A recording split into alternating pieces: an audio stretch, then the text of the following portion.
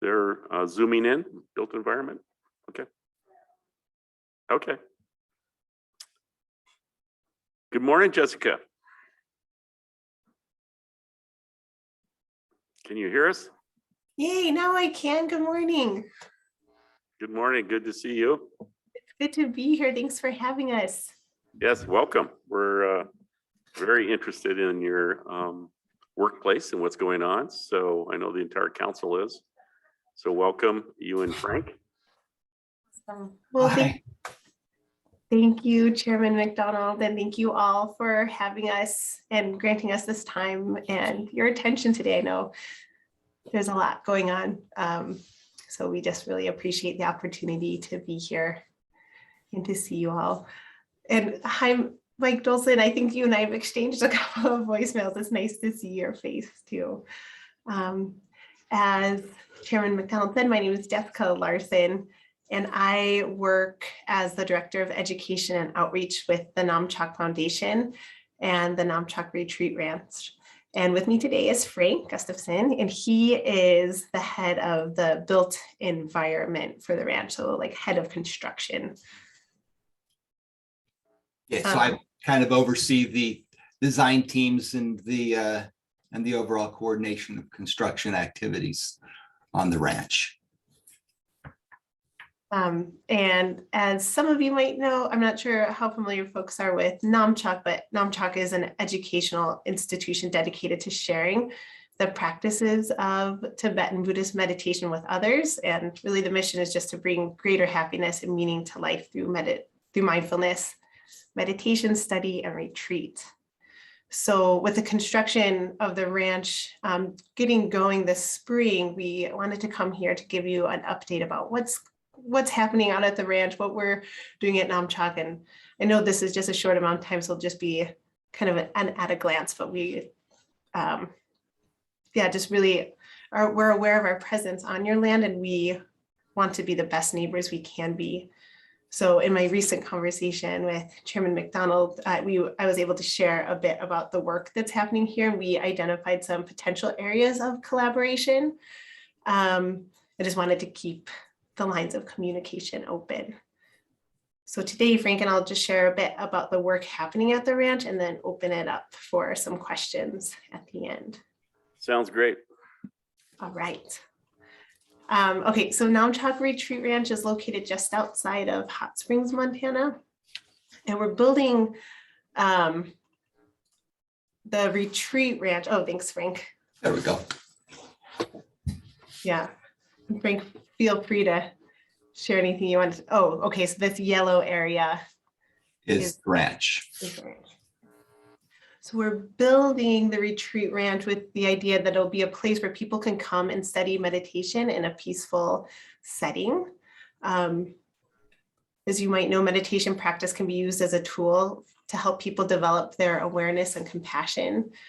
Through calming the mind, meditation can help us cultivate more compassion and wisdom as well. And while at Namchak, we have like a bunch of different online programs and books and texts and things like that to help support people establish a daily meditation practice and connect with others in community. We also know that the opportunity to immerse in these practices for an extended period of time just really helps to accelerate or deepen progress. We found that it's been really important. We want to give people that opportunity. So at the ranch, students can come and stay for a few days to months to, at some point in time, there'll be an opportunity for people to do a traditional 3-year retreat. We know that that will probably be a very small number of people who can dedicate that time to 3-year retreat, but we do want to make that a possibility. And while at the ranch, they'll study with teachers, practice what they have been taught, be able to share in community. And we also imagine that some of the folks in different programs will also be involved in supporting our permaculture and land stewardship efforts.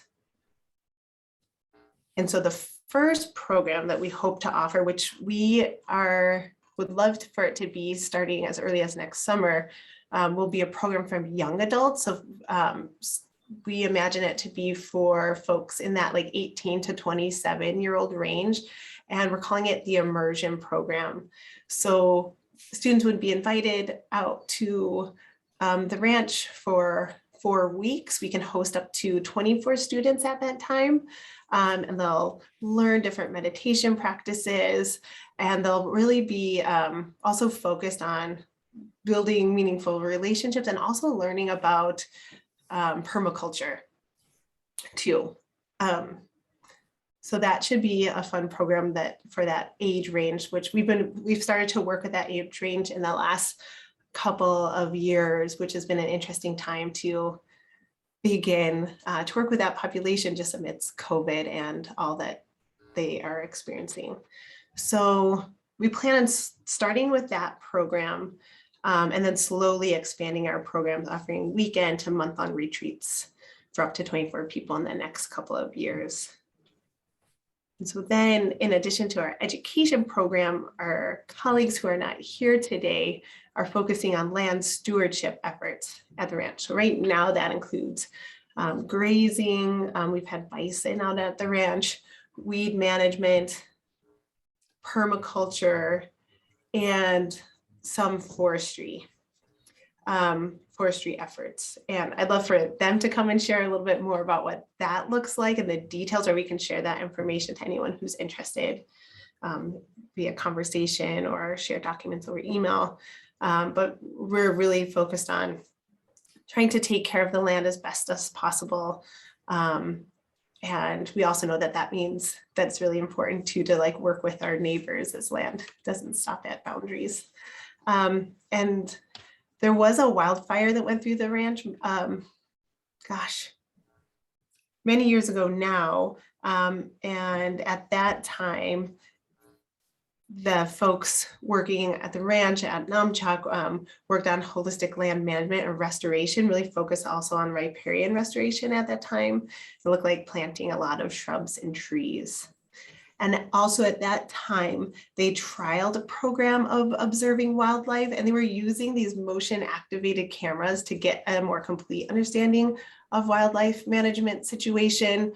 That had mixed results. You know, it only gave, no pun intended here, but like a snapshot of wildlife movement through the ranch. But I do have a meeting set up for the week of the 16th with Carrie Enos and I think Whisper as well to talk about the elk herd at the ranch too, to talk about elk management and how the elk impact the land and what are some ways that we can work together with our elk management. That was a lot of varied information, but at this time, Frank, I would just invite you to share your screen and talk about the building side of things. Okay, well, thank you. So the ranch is approximately 9,000 acres. Again, as Jessica indicated, located outside of Hot Springs. And we are just really getting started on the build activities, as we refer to them, with the initial focus on the summer immersion program that we hope to have the facilities in place by June of next year. The ranch is divided by the ridge, basically in the western portion of the ranch, located in this area, and then the eastern portion, which looks towards the Mission Mountains over on the other side of the ridge. The focus of the majority of our activities right now are in the western portion of the ranch, and kind of moving into a graphical presentation of what our vision is for the ranch and how we're planning on building it out. We've got kind of established area right now, ranch operations, which is 2 barns and an old ranch house at this point in time. 2 barns they erected about 7 or 8 years ago now. And then would be the construction. There's a road we refer to as Wake Up Way that comes up just to about the area which would be just south of the hamlet.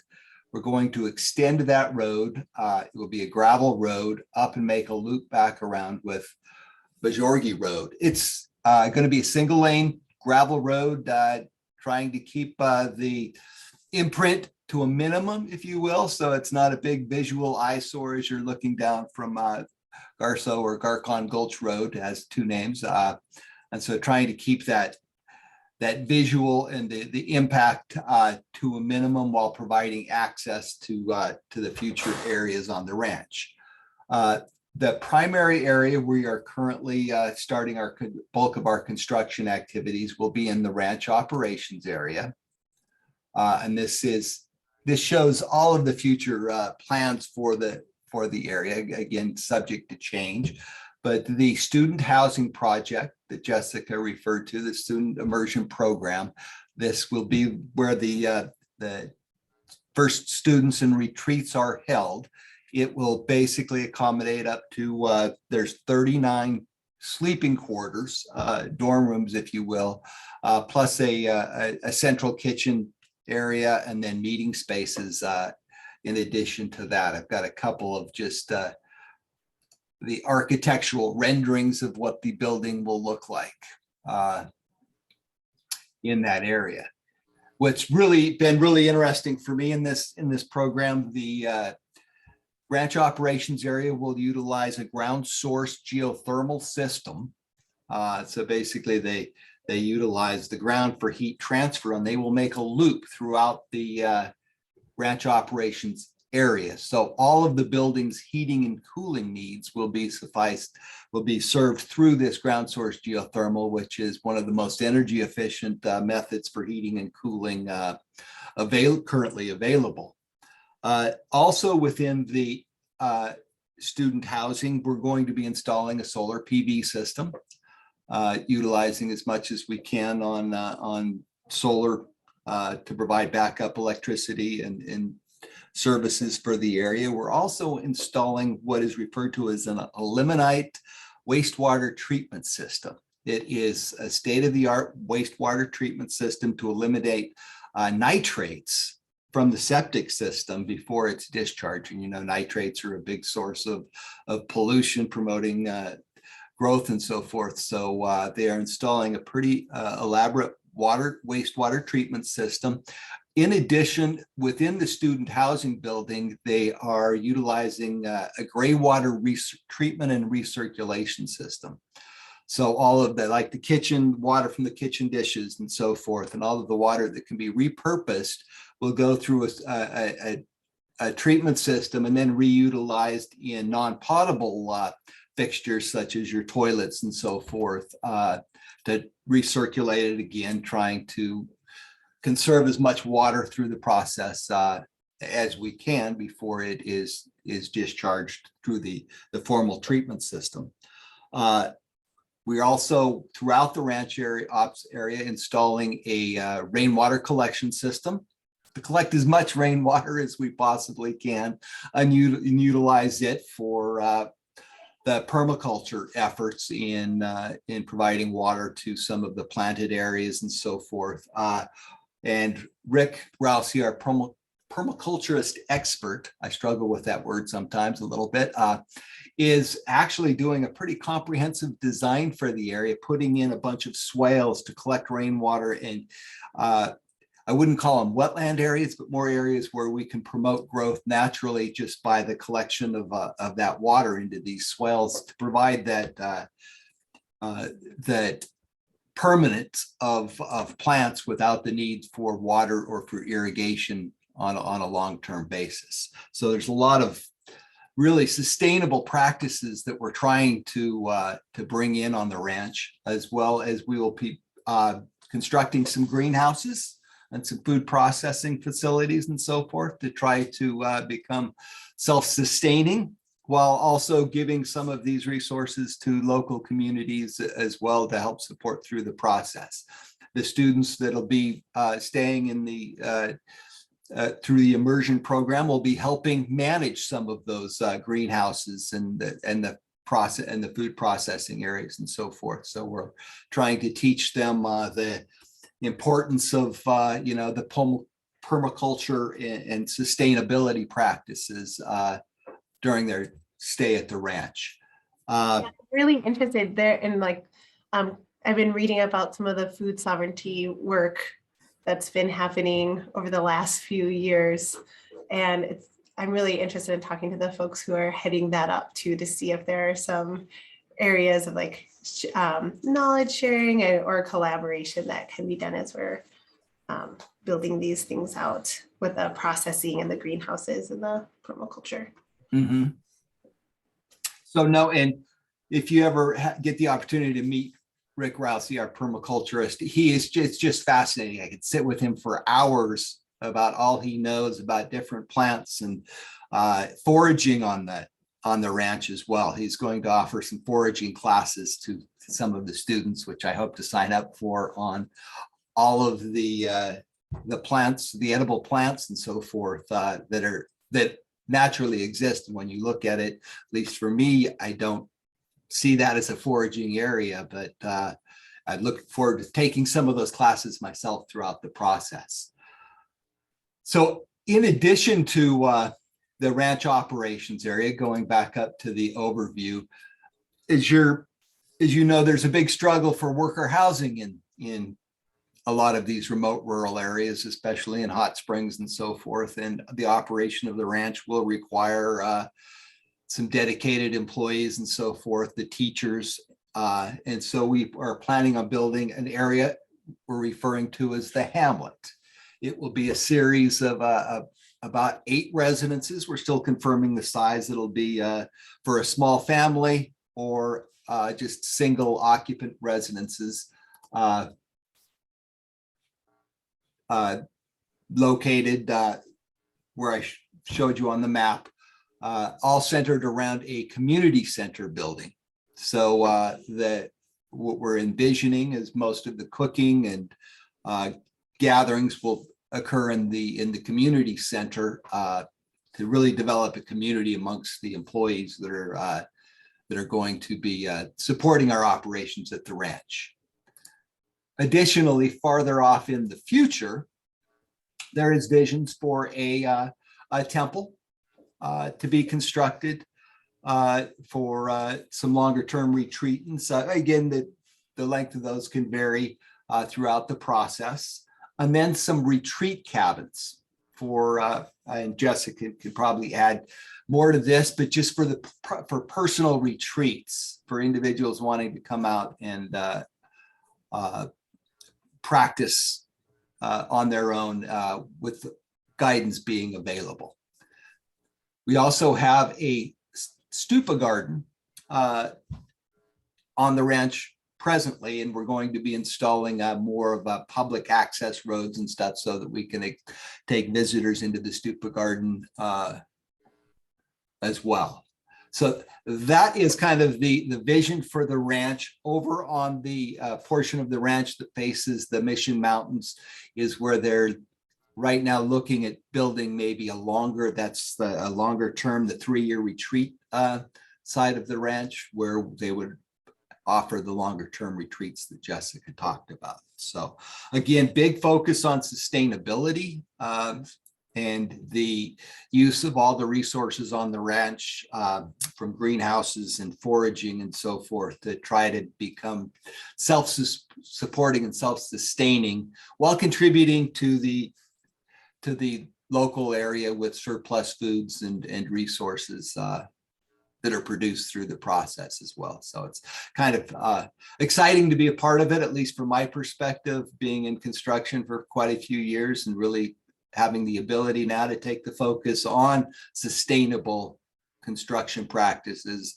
and actually see them put to use. So I'd like to open it up for any questions, and I will invite you at any point in time if you wanted to come take a tour of the ranch to see some of these activities and what we're putting in place as well. We're happy to share those, share our progress with you. Yeah, just one question, Frank. You know, we went through in our forest plan and did a whole aesthetics analysis of the entire reservation and landscapes. And so the mountain ranges and stuff, you know, knowing that most of it was just dealing specifically with land that the tribes owned, but it was assessed through all ownership of lands as far as the, you know, what the aesthetics look like. Are you doing an aesthetics analysis of any of the buildings as viewed from critical viewpoints?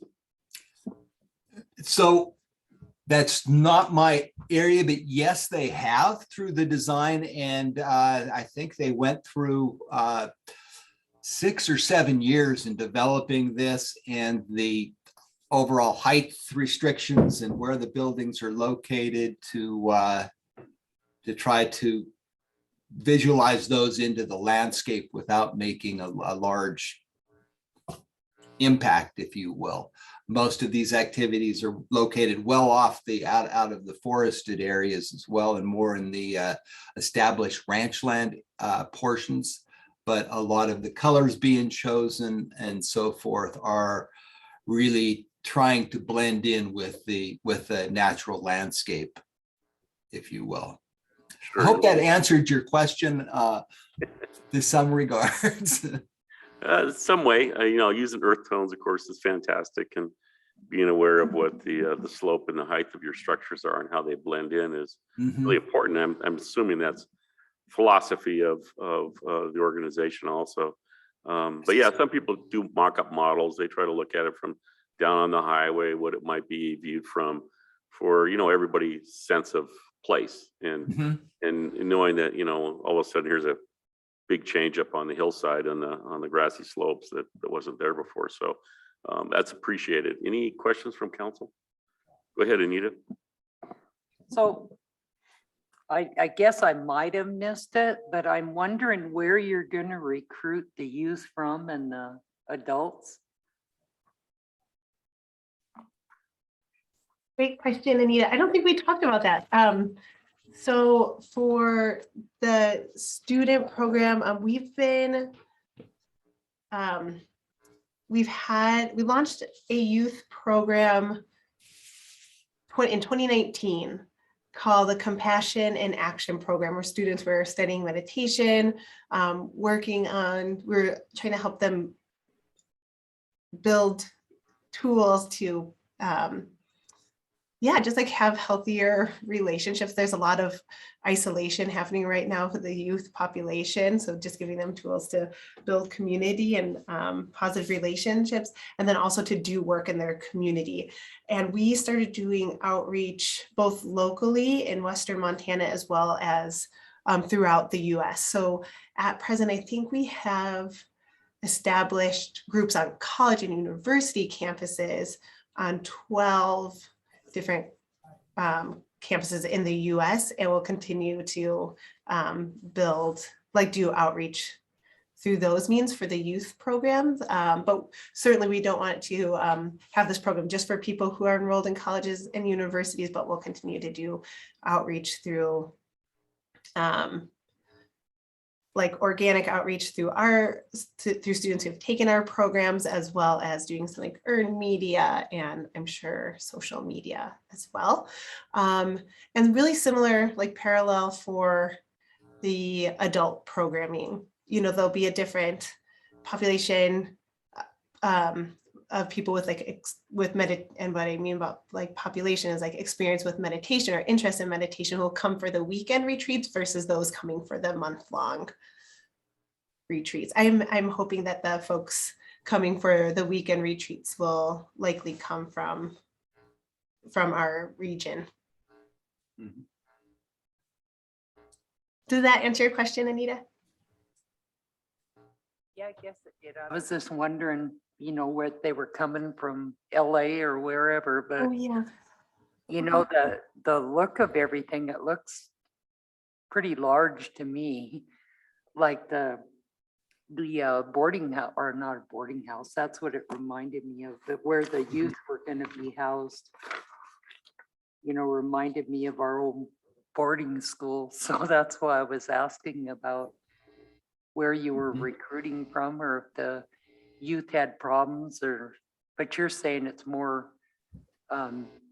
for meditation and retreats, so I guess a person would have to look at it to understand it, but thank you. Mhm. Go ahead, Mike. Thank you, Mr. Chair. It's good to see you, Jessica, and hello, Frank. It's nice to meet you. I'm just wondering, once the facility is totally complete, what will the capacity be and how many permanent residents do you expect? How many transient residents do you expect? How much interaction will you have with, say, the community of Hot Springs or other communities on the reservation?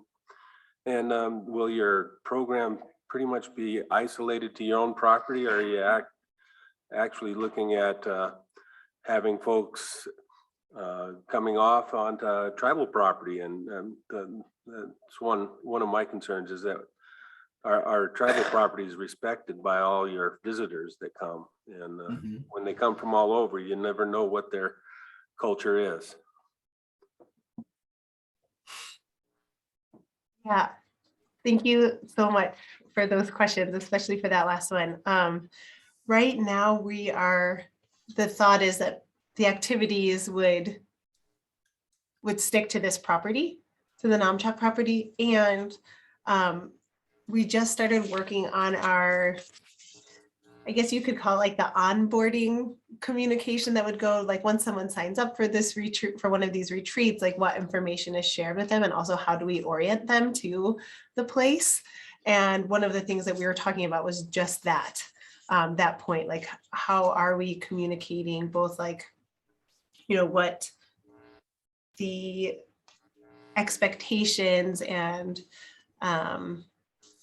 the expectations are for ways that they could interact with surrounding areas, and also just talking about like the local culture and history too. So I'd be really interested too to get some feedback once we have that information crafted, to see if it's satisfying and or if there's something that we're missing as well that would need to be included in that information.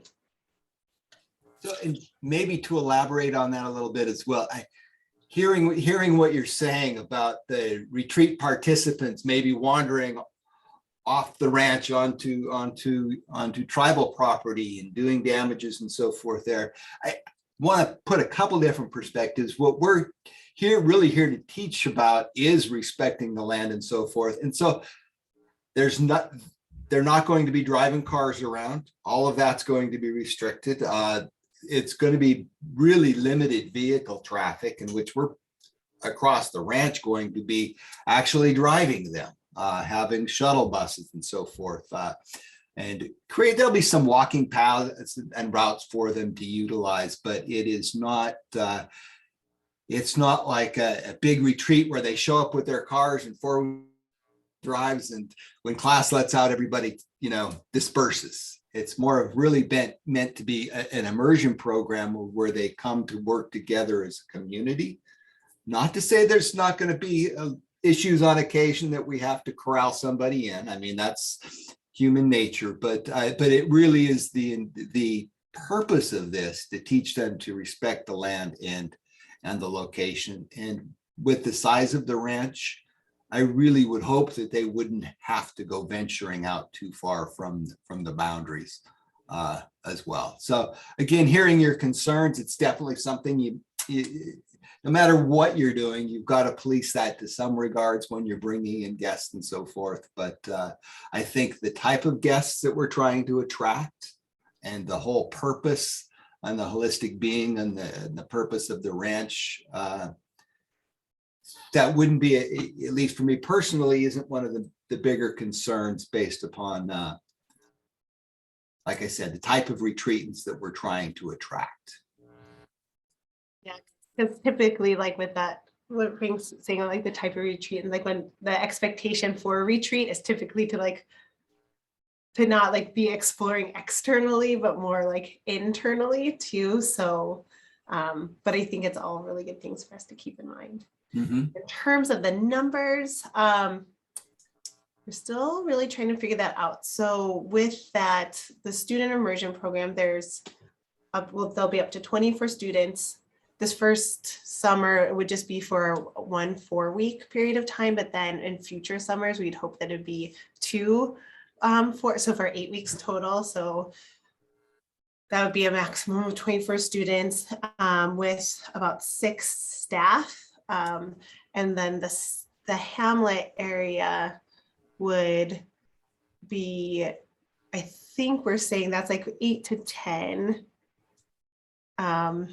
folks. That would be like for the, I think you had asked about like the people that would live there like year round. That would be who I would say would be like there year round. And then in the future, I would say like the most like transient population would be like the folks staying in the retreat cabins.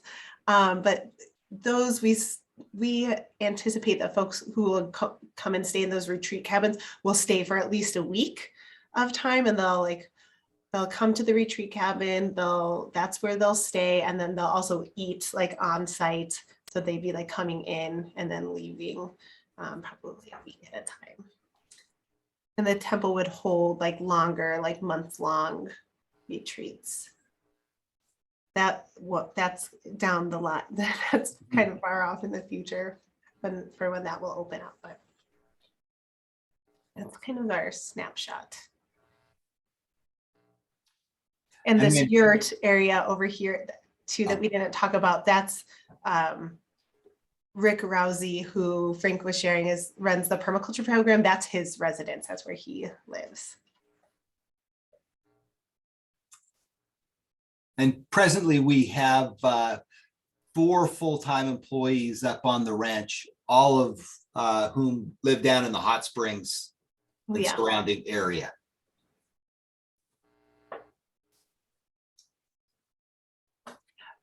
One of the other things I will share though, because you had to ask that question about, because we are thinking about like the impact on the hot springs community too. One of the things we've been talking about too as construction starts is just like the impact of construction, like the folks who are working to do the construction on the ranch will be staying most likely in the hot springs community in the surrounding areas. So there will be some impact from their presence too. I think if I recall correctly, in the past, it was actually a construction worker that we had a problem with in the past. Shot an elk. Oh no. Well, what we've done, we've got each one of the employees coming on needs to sign onto basically an agreement in which we've laid out where they can go, what they, and what they can do, really limiting their activities. Is it going to be 100%? You're always going to have a bad apple, but we are very cognizant of that. Fire protection is a huge issue as well. So we're really going to be policing to keep them in the designated construction areas and so forth, and not wandering off to view the elk and other wildlife in the area. So we are trying to really do our due diligence. I know the concern over fires is huge. Where in fact is one of the areas within ranch operations, we are going to be building what we're referring to as a district fire building, so that we've got a tanker truck and pumper trucks and stuff on hand as well, just to try to minimize that. But yeah, no, the overall with construction workers and that type of transient worker, it will require some due diligence on our part as well. Appreciate that, Frank. We're kind of out of time, Jessica. So if maybe we could schedule you back after you have your meeting with Carrie Enius and Whisper, and we might have some additional questions. I certainly would encourage you to do, smart build and everything, lower your carbon footprint on the landscape and be a role model for all of your participants and folks. So really like to see that. So thank you for your presentation. Thank you so much for your time. All right. Thank you. Thank Bye, you. everyone. See ya. Bye.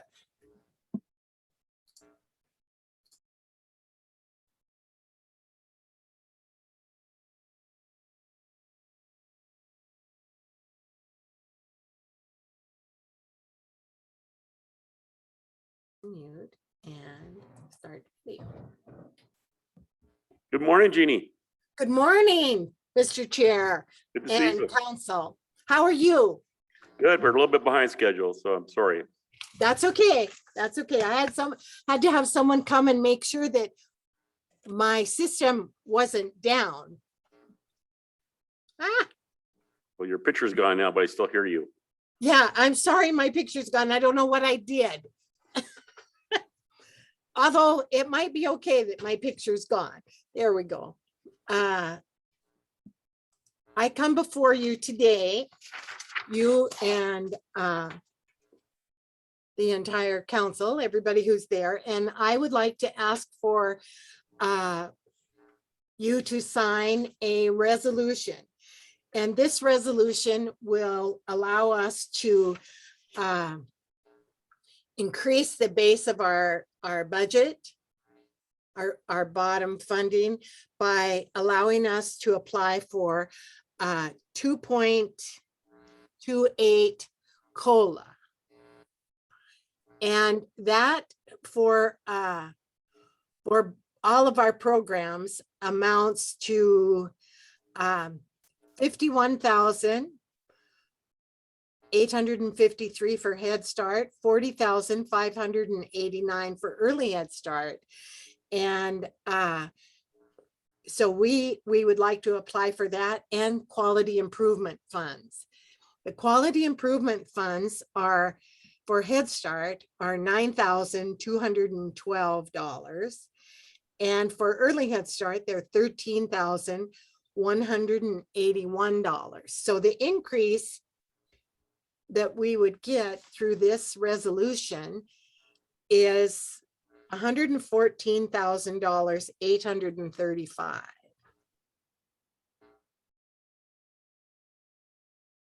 So Imagine this is probably a definite award once you make the application. oh, yes, yes, it is. And this has been the only mechanism. The cost of living adjustments have been the only mechanism that our base funding increases. Unfortunately, for a program our size, it doesn't seem like it's very much. And the quality improvement, I don't know, you can do a little bit with $9,000 and $13,000, but we're always trying to take advantage of what's available. Any questions for Jeannie? Go ahead, Mike. Thank you, Mr. Chair. Jeannie, is one resolution okay for both grants? Because you have two grants here, right? Well, actually, they're both, if you look at the attached papers, attached documents, they're both on the same funding type. One is outlined on early. Yes, this one right here is outlined on early, and they have them both together. So that's how we're applying for them. And the other one, yes. Go ahead, Lynn.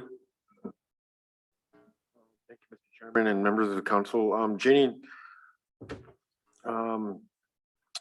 just going through this morning, and I was just putting a lot of thought into the staff over there, and realizing that every single one of those positions within ECS is important. All of them. There's not one more important than the other. However, I keep thinking about the salaries that the cooks make, which is very, very nominal. And I hope at some point in time we could look at increasing those, because that I think providing snacks and the food to the kids is imperative and one of the most important jobs over there to to keep everybody functioning. And so I was just wanted to mention it to you. I don't want to tell you which jobs to increase pays or not that, but just wanted you to put some thought into that and Sure. see what we can do to help them cooks out. So thank you. Len, I appreciate you bringing that up, because I know we had a discussion about our pay scale, and I would really like to encourage us to look at our own minimum wage that would be for our tribes. And so across the board, I mean, this issue is not just at any particular program, but it's everywhere, shared concern. So I think having our own livable wage and minimum wage scale that we would apply to all tribal employees would be something to consider. And then that way we cover it all. So thank you for bringing it up, Len, because I think it's critical across the board that we look at the whole thing. And if there's no reason why we can't set our own minimum wage as a tribal government. And that would then tier everything above how we proceed. So I just thank you for bringing that up, because I wanted to also bring that up during session to make sure we keep that on our thought process. Any other questions for Jeannie? Go ahead, Anita. I just wanted to also say that I agree with you. I know that they look at the teachers' aides and that it isn't very important, and they teach our children and our grandchildren. So I support anything that we can do to keep that wage up, especially with the cost of living. You know, when you're paying over $4 for gas and have to drive out of your district, you know, to work. So I support anything that we can do for our staff. Thank you. Thank you, Anita. Go ahead, Jeannie. Thank you very much. Thank you for your words and your guidance. Recently, we went through the benchmarking system with the personnel department, and the benchmarking increased salaries in our budget a total of $300,000. And previous to that, the cooks actually made more than the teacher aides. And I'm hoping that as we go along with this benchmarking system, that we can, that those salaries can incentivize people who would like to work here. And I'd also like to let you know that I've had several conversations with the college about their childcare department and what they're made. And I think that we can, between SKC and us, we could do a lot for the staff working both places. Thank you, Jeannie. Good to know. Mike? Yeah. Thank you, Mr. Chair. Jeannie, I was just wondering, how many open positions do you still have? I know you had a whole bunch here not long ago. And we still do, Mike. We still do. We are not currently serving our funded level of children. Last week or a couple of weeks ago, we had a federal monitoring, and we are serving 206 children, and we should be serving 278. So we have our work cut out for us in recruitment. And it's interesting because we are full of babies.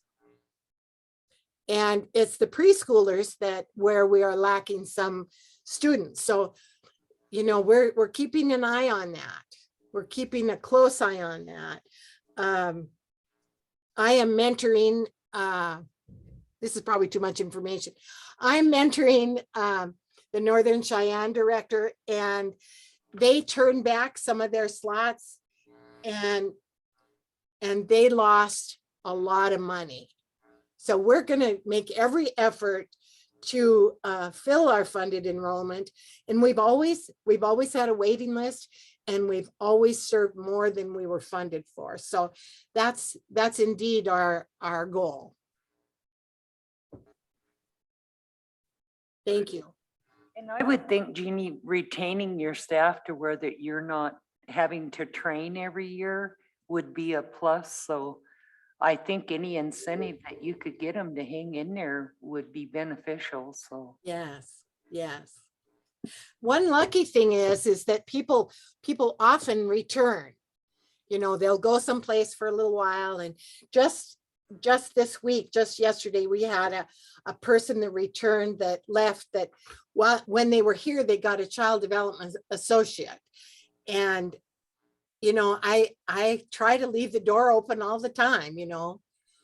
Okay, go out there, but come back.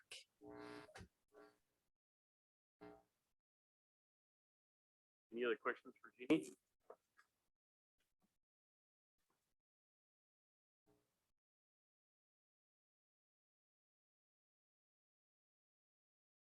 Entertain a motion to approve the resolution. Motion by Mike to approve the resolution, seconded by Anita. Any further discussion? Seeing none, all those in favor, show of hands.